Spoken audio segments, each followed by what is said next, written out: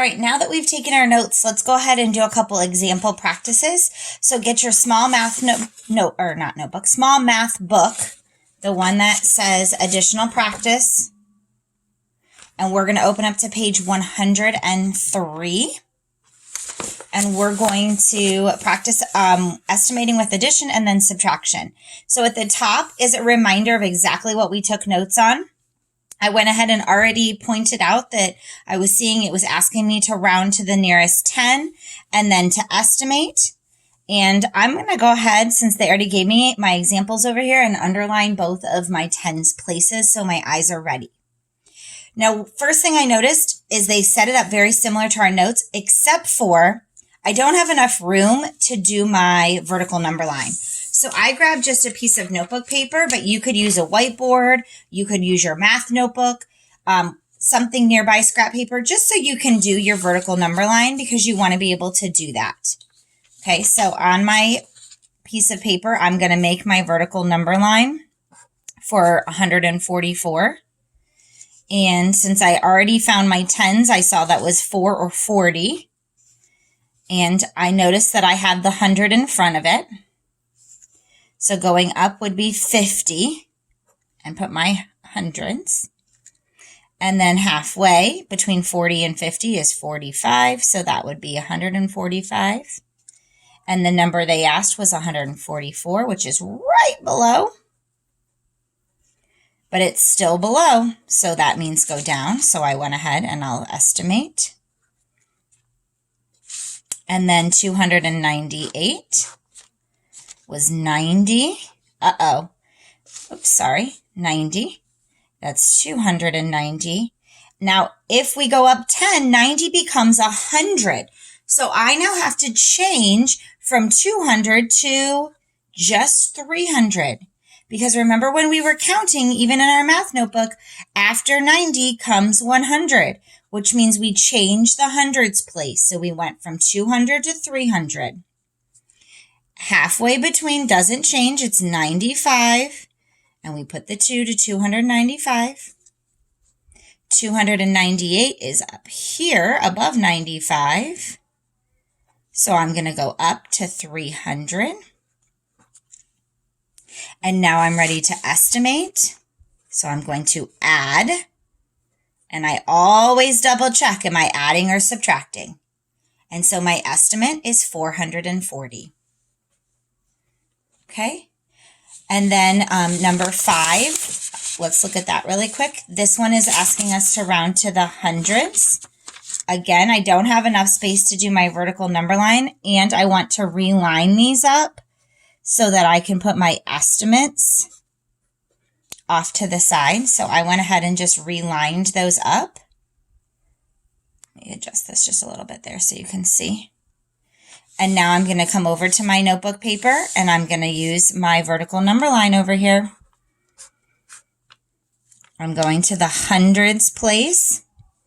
So I have 200 and 300 and 250 is halfway. Now I want you guys to notice something. On this one, I don't have to make 2 vertical number lines because both of my add-ins are in the 200 range. I can now just plot both of these on the same vertical number line because they both are in the 200s. I can make 2, but I don't have to. So 291 would be up here. 268 is also above 250. So in this case, both of my add-ins are going up to 300. So now I can come over and write my estimates since we're going to the hundreds. So my answer would be about 600. Okay.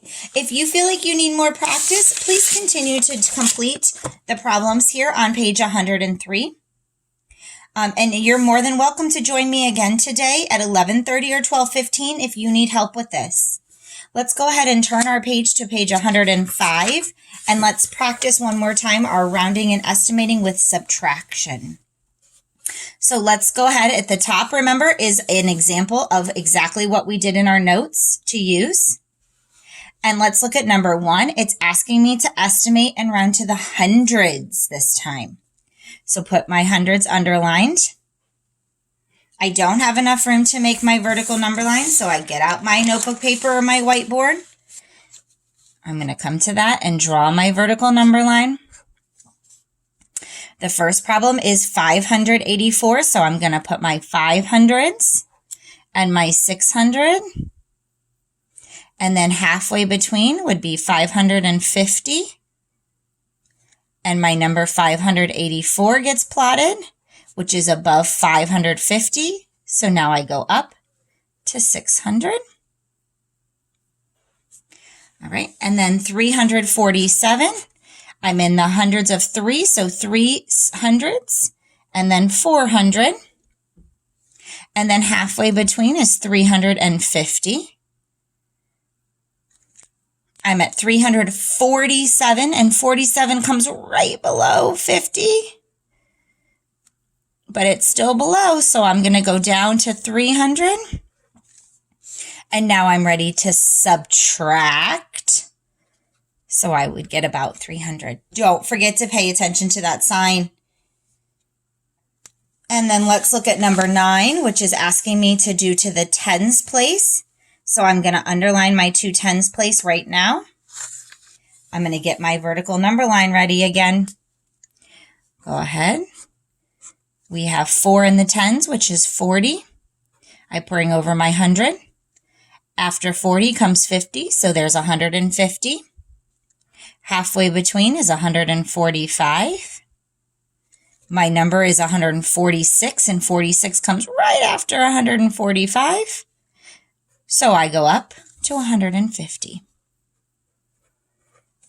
Notice I plot it and put it right over here as soon as I'm done. All right, we have 118. So I'm going to make my vertical number line. I have 110, so that would be a 10. So 110. If I'm at 110, I go up 10, I become 120. Halfway between is 115. And I'm going to plot 118, which is above. So that means I'm going up to 120. Now I've rounded, I can subtract. And my estimate is about 30. All right, again, if you feel like you'd like some more practice, keep working on this. I will be on today at 11:30 and 12:15 to answer your questions about math.